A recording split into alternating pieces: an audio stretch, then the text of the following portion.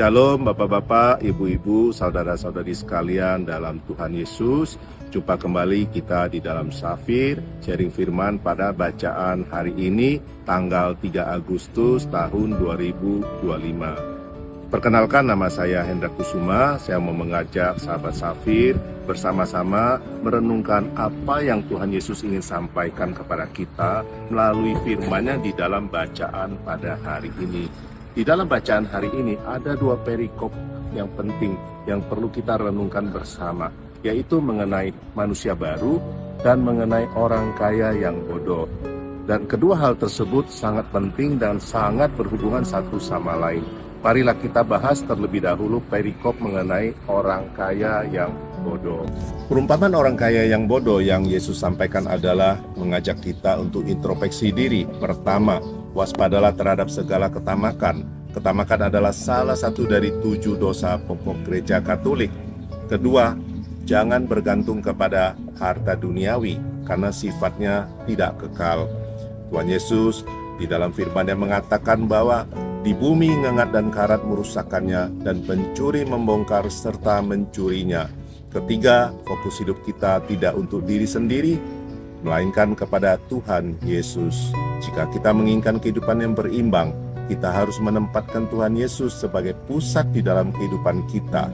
Anggaplah hidup kita itu seperti sebuah roda, di mana di tengah-tengah roda tersebut ada pusatnya. Semua ruji-ruji atau di sekeliling roda tersebut terhubung kepada pusatnya.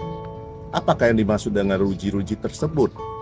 Ruji-ruji tersebut seperti karir, goal atau impian, hubungan keluarga yang harus terhubung dengan pusatnya.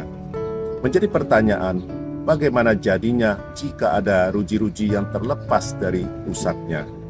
Pertanyaannya adalah, apa yang akan menjadi pusat hidup kita? Apakah itu keluarga, karir, uang, atau apakah Tuhan Yesus? Jika kita menjadikan Tuhan Yesus sebagai pusat kehidupan kita, maka Ia akan menyediakan keseimbangan hidup kepada kita.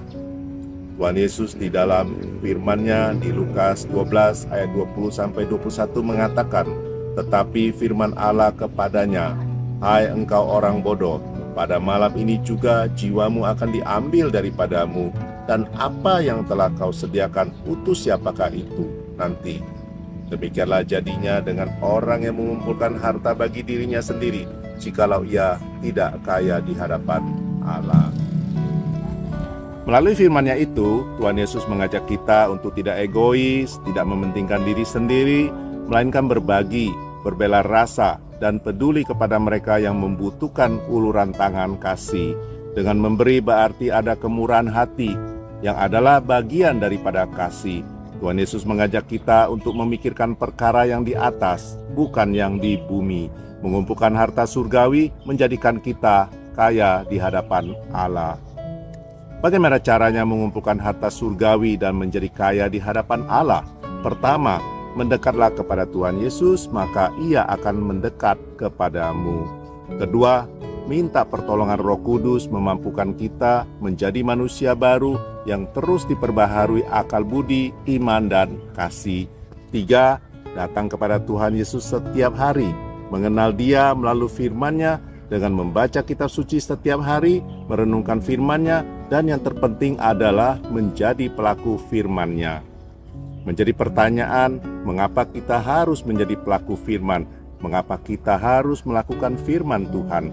Di dalam Yakobus 2 ayat 22 dikatakan, kamu lihat bahwa iman bekerja sama dengan perbuatan-perbuatan, dan oleh perbuatan-perbuatan itu, iman menjadi sempurna. Dengan kita datang kepada Tuhan Yesus setiap hari dan menjadi pelaku firman-Nya, kita mempunyai relasi yang semakin dekat dengan Dia, dan kita juga semakin tahu apa yang Ia ingin kita perbuat di dalam kehidupan kita sehari-hari. Selanjutnya, marilah kita merenungkan bersama bacaan terkait manusia baru. Apa yang difirmankan di dalam Kolose 3 ayat 5? Karena itu matikanlah di dalam dirimu segala sesuatu yang duniawi, yaitu percabulan, kenajisan, hawa nafsu, nafsu jahat, dan juga keserakahan yang sama dengan penyembahan berhala.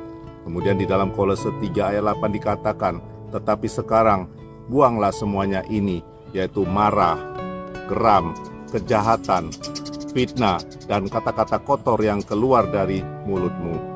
Di dalam bacaan Kolose 3 tersebut, Tuhan mengingatkan kita sebagai manusia baru yang sudah mati atas dosa, bangkit bersama Kristus, menanggalkan manusia lama dan menjadi manusia baru dengan perilaku dan karakter yang baru yang terus memuliakan Allah Bapa.